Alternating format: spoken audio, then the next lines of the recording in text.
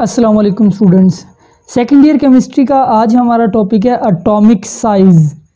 हम यहाँ पे दो तीन किस्मों के साइज़ डिस्कस करेंगे। पहले हम बात करेंगे एटॉमिक रेडियस की। एक्चुअली इस चैप्टर के अंदर हमने पिछले लेक्चर में पढ़ा था पीरियोडिक टेबल के बारे में, तो यहाँ पे हम पीरियोडिक टेबल की कुछ पीरियोडिसिटी डिस्कस करेंगे, यानी कि कुछ उसमें जो ट्रेंड्स हैं वो पढ़ेंगे। सबसे पहले हम पढ़ते हैं एटॉमिक रेडियस। तो बच्चों देखो, एटॉमिक रेडियस से मुराद ये होती है कि सपोज हमारे पास ये एक एटम है, ये इसका न्यूक्लियस है, तो न्यूक्लियस के सेंटर से लेके जो आउटर मोस्ट शेल तक फासला होता है उसको एक्चुअली हम कहते हैं एटॉमिक रेडियस। लेकिन बात यह है कि it is impossible to see an atom with powerful microscope. हम किसी इलेक्ट्रॉन माइक्रोस्कोप के साथ भी एटम को नहीं देख सकते, इसलिए रेडियस मेजर नहीं हो सकता। So radius can not be measured directly.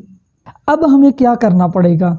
Directly तो हम रेडियस मेजर नहीं कर सकते, एटम को देख ही नहीं सकते। अच्छा, उसकी एक रीज़न भी है। एक तो एटम इंतहाई छोटा है, दूसरी रीज़न ये है कि एटम के बाहर कोई वाज़े बाउंड्री नहीं होती, सिर्फ इलेक्ट्रॉन रिवॉल्व कर रहे हैं। जैसे ये एक इलेक्ट्रॉन रिवॉल्व कर रहा है, तो ये लास्ट शेल है, इसमें एक इलेक्ट्रॉन है। अब इलेक्ट्रॉन कभी कभी करीब भी आ जाता है, कभी दूर भी चला जाता है, तो एटम की कोई वाज़े बाउंड्री ही नहीं है।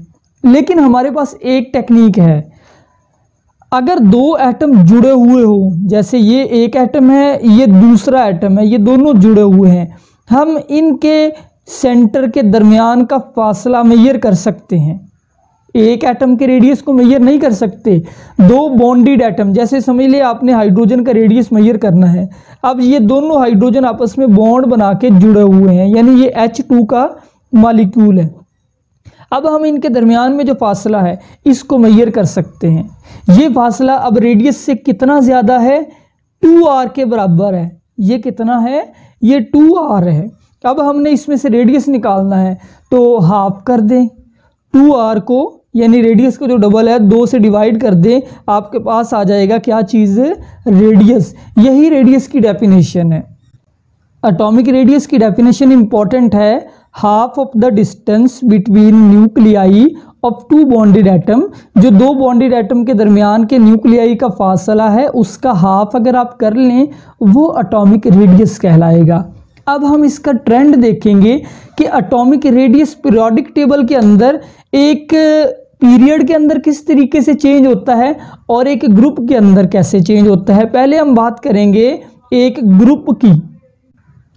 तो ग्रुप जो है वो आपको पता है कि एलिमेंट्स की जो ऊपर से नीचे की तरफ एक कॉलम होता है, उस कॉलम को हम कहते हैं ग्रुप। अगर हम ग्रुप की बात करें तो atomic radius increases from top to bottom in group. ऊपर से नीचे की तरफ इंक्रीज हो रहा है। इंक्रीज की आपने रीज़न भी लिखनी है, यानी ये मैंने ट्रेंड बताया, अब इसकी वजह लिखी हूँ। वजह बड़ी सिंपल है। वजह बताने से पहले मैं आपको एक ग्रुप दिखाता हूँ जिसका नाम है 1A। 1A के एलिमेंट है, पहला एलिमेंट है हाइड्रोजन, दूसरा एटम है लिथियम, तीसरा है सोडियम, अगला है पोटाशियम वगैरह। इसके बाद बाकी भी है, फिलहाल इन चारों की बात करता हूँ। हाइड्रोजन का एटॉमिक नंबर बच्चों है 1, तो हाइड्रोजन की आप कन्फिग्रेशन लिखेंगे 1s, ठीक है।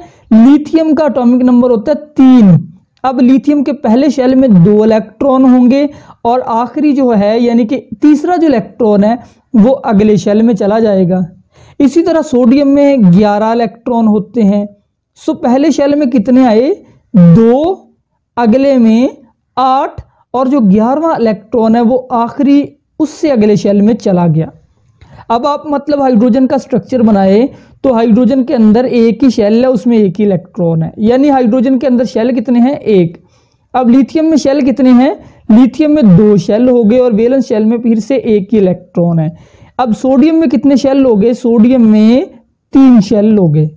सो ऊपर से नीचे की तरफ आप देखें क्या हो रहा है? एटॉमिक रेडियस इंक्रीज हो रहा है। अब इंक्रीज की रीज़न लिख दे। रीज़न सिंपल सी है, addition of new shell. Shell नया ऐड हो जाता है डाउन टू ग्रुप में जब आप नीचे की तरफ आए। अब हम बात करते हैं पीरियड की। पीरियड के अंदर atomic radius decreases from left to right. आपको पता है पीरियड में एलिमेंट यू अरेंज होते हैं लेफ्ट टू राइट, तो अगर आप पीरियड के अंदर लेफ्ट टू राइट देखें तो एटॉमिक रेडियस कम होता है, यानी कि जो लेफ्ट साइड पे एलिमेंट होंगे उनका रेडियस ज़्यादा होगा और फिर आहिस्ता आहिस्ता क्या होता जाएगा, कम होता जाएगा। हालांकि एटॉमिक नंबर बढ़ता है। आपको याद होगा कि एटॉमिक नंबर मतलब ये जो एलिमेंट है अगर इसका एटॉमिक नंबर 3 है, अगले का 4 होगा, 5 होगा, 6 होगा, 7 होगा, 8 होगा। एटॉमिक नंबर बढ़ रहा है, रेडियस क्यों कम हो रहा है? रीज़न देखें, क्योंकि no new shell of electron is added. एक ही पीरियड के जो एलिमेंट है उनमें कोई नया शेल ऐड नहीं होता, बल्कि new electrons are added one by one in same shell. एक ही शेल में इलेक्ट्रॉन एक एक करके ऐड होते जा रहे हैं एंड इस वजह से so force of attraction between nucleus and valence electron is increases. So nucleus के दरमियान और बाहर के इलेक्ट्रॉन क्योंकि बढ़ते जा रहे हैं, न्यूक्लियस के अंदर प्रोटॉन भी बढ़ते जाएंगे तो अट्रैक्शन बढ़ती जाएगी, जिसकी वजह से साइज छोटा होता जाएगा। इसकी आप एग्जांपल लें कि ये सेकंड पीरियड है। सेकंड पीरियड के element lithium, beryllium, boron, carbon, nitrogen, oxygen. And पे फिर और भी आते हैं, फ्लोरीन भी आते हैं, लेकिन हम इनको देखते हैं। अब ये पीरियड के एलिमेंट, पहला एलिमेंट लिथियम, इसमें कितने इलेक्ट्रॉन होंगे बच्चों? इसमें पहले शेल में 2 होंगे और बाहर वाले शेल में कितने इलेक्ट्रॉन होंगे? सिर्फ 1 होगा। फिर बेरिलियम आ गया। बेरिलियम के न्यूक्लियस के जो पहला शेल है उसमें सेम 2 इलेक्ट्रॉन और बाहर वाले में भी 2। बोरोन में पहले शेल में 2 और बाहर वाले में 3 आ जाएंगे। कार्बन के अंदर पहले शेल में 2 और बाहर वाले में 4। अब नाइट्रोजन के पहले शेल में 2 और बाहर वाले में टोटल 5। ऑक्सीजन के पहले शेल में सेम 2 ही और बाहर वाले में 6। साइज छोटा हुआ है। साइज क्यों छोटा हुआ है? क्योंकि इलेक्ट्रॉन और प्रोटॉन तादाद में बराबर होते हैं। इसके अंदर वैलेंस शेल में 1 इलेक्ट्रॉन है, यानी कि टोटल एटॉमिक नंबर 3 है, तो प्रोटॉन भी यानी पॉजिटिव चार्ज भी 3 होंगे। इसके अंदर 4 पॉजिटिव चार्ज होंगे, इसमें 5, इसमें 6, इसमें 7, इसमें 8। अब कोई नया शेल ऐड नहीं हुआ, सिर्फ चार्जेस बढ़ गए हैं। आप यूँ समझ लें कि यहाँ पे 3 प्रोटॉन है, 3 इलेक्ट्रॉन है, वो एक दूसरे को कम खींचेंगे। यहाँ पे 4 प्रोटॉन 4 इलेक्ट्रॉन, 4 बंदे एक दूजे को खिंचन दे ज़्यादा खिंचणगे। इत्थे 5 बंदे खिंच रहे और ज़्यादा खिंचणगे, वो और क्लोज आ जाएंगे। यहाँ पे और क्लोज यानी साइज श्रिंक हो जाएगा, एटम का साइज रिड्यूस हो जाएगा due to extra attraction between nucleus and outer most electrons. ये टॉपिक यहाँ तक कंप्लीट हो गया। इसके बाद है जी आयोनिक रेडियस। अब आयन क्या होता है? आपको पता होगा कि आयन जो है वो किसी चार्ज एटम को कहते हैं। जब एटम के ऊपर चार्ज आ जाए वो एटम आयन कहलाता है। और आयन 2 तरह का होता है, पॉजिटिव आयन और नेगेटिव आयन। अब हम पहले बात करते हैं जो पॉजिटिव आयन है उसका रेडियस क्या होता है, इंक्रीज या डिक्रीज। पहले हम बात करते हैं पॉजिटिव आयन। अच्छा, पॉजिटिव आयन को एक और नाम भी दिया जाता है केटाइन। हम केटाइन का रेडियस देखते हैं। पहले सबसे ये देखें कि केटाइन बनता कैसे है। केटाइन तब बनता है जब कोई एटम इलेक्ट्रॉन को रिलीज कर दे, रिमूव कर दे। मसलन सोडियम के पास 11 इलेक्ट्रॉन थे, सोडियम ने 1 इलेक्ट्रॉन निकाल दिया, अब कितने बच गए? 10 बच गए। अब सोडियम के पास 10 इलेक्ट्रॉन, सॉरी एटॉमिक नंबर वही है लेकिन अब चार्ज आ गया प्लस, ठीक है। इलेक्ट्रॉन 1 अब कम है, इसलिए कौन सा चार्ज आएगा? Plus charge. तो ये अब बन गया सोडियम का केटाइन। अब हम देखेंगे इसका रेडियस क्या होगा। तो बहुत ही इंपॉर्टेंट क्वेश्चन है, शॉर्ट क्वेश्चन इंतहाई अहम है। आप लिख लें इस शॉर्ट क्वेश्चन को। शॉर्ट क्वेश्चन ये है, why radius of positive ion, या यहाँ पे केटाइन भी लिखा आ सकता है, why radius of cation is less than parent atom. जिस एटम से केटाइन बनता है केटाइन का रेडियस उससे कम क्यों होता है।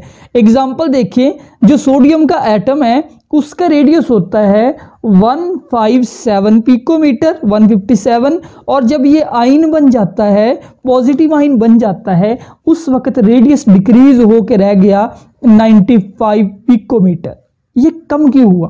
अब इसको समझने के लिए आप सोडियम का स्ट्रक्चर देखें या किसी भी एटम का स्ट्रक्चर देखें और फिर उसके पॉजिटिव आयन का स्ट्रक्चर देखें। देखिए सोडियम के अंदर टोटल सोडियम का एटॉमिक नंबर 11 होता है, आपको पता है। तो 11 होने का ये मतलब है इसमें प्रोटॉन भी 11 होंगे, क्योंकि एटॉमिक नंबर प्रोटॉन को जाहिर करता है। अब जरा इलेक्ट्रॉन देखें, पहले शेल में बच्चों 2 इलेक्ट्रॉन और दूसरे शेल में 8 इलेक्ट्रॉन, और आखिरी शेल में कितने इलेक्ट्रॉन है, सिर्फ 1 इलेक्ट्रॉन। समझ आई, लास्ट शेल में 1 है। लेकिन जब ये आयन बना तो इसने ये इलेक्ट्रॉन रिमूव कर दिया। अब 2 बातें हुई हैं। 2 बातों में से पहली बात तो ये हुई कि प्रोटॉन अभी भी 11 ही है न्यूक्लियस के अंदर, पहले शेल में अभी भी 2 इलेक्ट्रॉन है, बाहर वाले शेल में अभी भी 8 है, और थर्ड शेल खत्म हो गया। तो पहली रीज़न जो आपने लिखनी है वो ये लिखनी है कि सम टाइम ये होता है कि जब एटम इलेक्ट्रॉन को लूज करे, क्योंकि पॉजिटिव आयन इलेक्ट्रॉन के लूज करने से बनता है, तो कभी कभी जो केटाइन है वो जब इलेक्ट्रॉन को लूज करता है, में लूज होल शेल, उसका शेल ही खत्म हो जाता है। ये जैसे यहाँ पे शेल खत्म हो गया, ठीक है। पहली रीज़न ये है, शेल खत्म होने से जाहिर बात है साइज भी कम हो गया, साइज डिक्रीज हुआ। अब दूसरी रीज़न लिखिए। दूसरी रीज़न ये है कि ये जो न्यूट्रल एटम है इसमें प्रोटॉन कितने थे, 11, इलेक्ट्रॉन कितने थे, 11, दोनों चीज़ें 11 थी, तो यानी कि बराबर थी, अट्रैक्शन भी रिपल्शन भी, दोनों चीज़ें। इलेक्ट्रॉन और इलेक्ट्रॉन एक दूसरे को रिपेल करते हैं, तो यानी समझ ले कि 11 बंदों को खींच रहे हैं, तो थोड़ी अट्रैक्शन कम है। ये न्यूक्लियस एक्चुअली इलेक्ट्रॉन को अपनी तरफ खींचता है, तो ज़रा कम खींच रहा था। लेकिन अब न्यूक्लियस के अंदर प्रोटॉन 11 ही हैं, प्रोटॉन में कोई कमी नहीं आई, इलेक्ट्रॉन कम होके कितने रह गए, 10 रह गए, इम्बैलेंस आ गया। तो इम्बैलेंस की वजह से क्या होगा, पॉजिटिव चार्ज बड़ा हो गया नेगेटिव से। अब वो पॉजिटिव चार्ज बहुत ज़्यादा कुव्वत के साथ उन नेगेटिव चार्जेस यानी उन इलेक्ट्रॉन को अपनी तरफ खींचेगा, तो साइज और रिड्यूस होगा। यानी दूसरी वजह आपने लिखनी है कि जब इम्बैलेंस आ जाता है, imbalance between electron and proton ratio, इस वजह से force of attraction between nucleus and electron increases. जब फोर्स बढ़ गई ये न्यूक्लियस के दरमियान और इलेक्ट्रॉन के दरमियान, तो न्यूक्लियस उन इलेक्ट्रॉन को और ज़्यादा खींच लेगा, तो साइज विल बी रिड्यूस्ड। इसके बाद radius of negative ion. Negative ion को हम एक और नाम देते हैं एनाइन। अच्छा, एनाइन जो है इसका साइज हमेशा बड़ा होता है पेरेंट एटम से। तो short question, very very important short question है कि why negative ion always bigger than parent atom. मैं आपको पहले इसकी एग्जांपल देता हूं कि नेगेटिव आयन बनता कैसे है। आप देखिए फ्लोरीन जो है इसका एटॉमिक नंबर होता है 9। जब ये 1 इलेक्ट्रॉन को गेन करेगा, इलेक्ट्रॉन को इसने क्या किया, गेन किया, तो मैंने प्लस के साथ लिख दिया। अब ये फ्लोरीन के ऊपर आ जाएगा नेगेटिव चार्ज, क्योंकि इसने नेगेटिव चार्ज अपने अंदर समझ ले लिया है। अब क्या हुआ, अगर हम रेडियस की बात करें तो ये जो फ्लोरीन का सिंपल एटम था इसका रेडियस था हमारे पास 72 पिकोमीटर, और ये जो फ्लोरीन का नेगेटिव आयन बना है इसका हो गया है 136 पिकोमीटर। इंक्रीज हुआ रेडियस, क्यों इंक्रीज हुआ, आपने इसकी अब लिखनी है रीजन। तो बहुत ही कॉन्सेप्ट का क्वेश्चन है, रीजन आपने लिखनी है। पहली रीजन आप ये लिखेंगे कि इम्बैलेंस दोबारा से हुआ है, इम्बैलेंस हुआ है। लेकिन इम्बैलेंस क्या हुआ है, इलेक्ट्रॉन इंक्रीज हो गए हैं, इलेक्ट्रॉन इंक्रीज हुए। अब जब इलेक्ट्रॉन इंक्रीज हुए, मैं आपको फ्लोरीन का स्ट्रक्चर दिखाता हूं कि फ्लोरीन के अंदर नॉर्मल एटम में 9 इलेक्ट्रॉन थे, पहले शेल में सिर्फ 2 थे और बाहर वाले शेल में 7 थे, ठीक है। जब आपने 1 इलेक्ट्रॉन और ऐड कर दिया तो पहले में अब 2 ही हैं, बाहर वाले में कितने हो गए, 8 पूरे हो गए। अब जब ये इस शेल में 8 इलेक्ट्रॉन आ गए, 3 4 5 6 7 8, ये क्या करेंगे, ये एक दूसरे को रिपेल करेंगे, यानी रिपल्शन इंक्रीज हो जाएगी इलेक्ट्रॉन के दरमियान। और दूसरी बात भी देखें, प्रोटॉन अभी भी 9 ही हैं, यानी पॉजिटिव चार्ज जिन्होंने खींचना है वो अभी भी 9 ही हैं। इलेक्ट्रॉन बढ़ गए, वो 10 हो गए, इलेक्ट्रॉन बाहर है। अब इलेक्ट्रॉन एक दूसरे को रिपेल करना शुरू कर देंगे, जिससे एटम एक्सपैंड हो जाएगा, तो साइज इंक्रीज हो गया।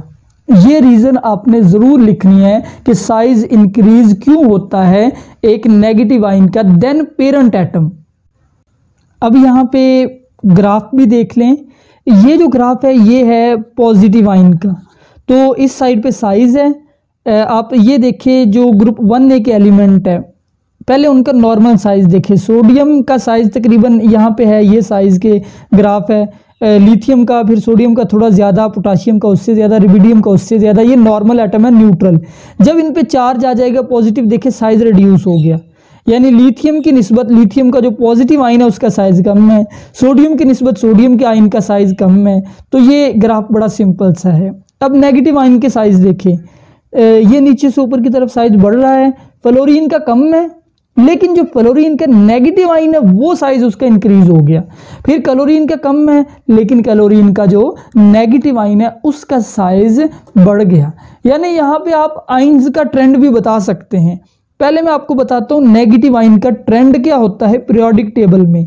पीरियोडिक टेबल में जो नेगेटिव आयन्स है, यानी अगर वो सेम चार्ज वाले हों, सेम चार्ज का मतलब है जैसे इन तमाम नेगेटिव आयन पे -1 चार्ज है, तो अगर आप इनके ट्रेंड की बात करें ग्रुप के अंदर, तो वो ग्रुप के अंदर ऊपर से नीचे की तरफ साइज इनका एज यूजुअल इंक्रीज हो रहा है। जिस तरीके से कि नॉर्मल एटम का इंक्रीज होता है, वैसे ही आयन्स का भी इंक्रीज होता है। इसी तरह जो पॉजिटिव आयन है, अगर आप उन आयन्स को भी ग्रुप में देखें, जैसे ये लिथियम का पॉजिटिव आयन ग्रुप के अंदर, अगला सोडियम का, पोटाशियम का, तो ग्रुप के अंदर मतलब ये ऊपर से नीचे की तरफ इनका साइज इंक्रीज ही होगा। जिस तरह से एटम्स का इंक्रीज होता है, ऐसे ही आयन्स बेशक वो पॉजिटिव हो बेशक वो नेगेटिव हो, ऊपर से नीचे की तरफ उनका साइज इंक्रीज ही होगा। अगर हम बात करें पीरियड के अंदर लेफ्ट टू राइट, और हमारे पास जो चार्जेस हैं वो आइसोइलेक्ट्रिक हो, आइसोइलेक्ट्रिक का मतलब है कि सेम चार्जेस वाले आयन्स हो, तो पीरियड के अंदर लेफ्ट टू राइट बेशक वो पॉजिटिव आयन हो बेशक वो नेगेटिव आयन, उनका साइज डिक्रीज होगा। तो आज का लेक्चर बस यहीं तक था। अल्लाह हाफिज़।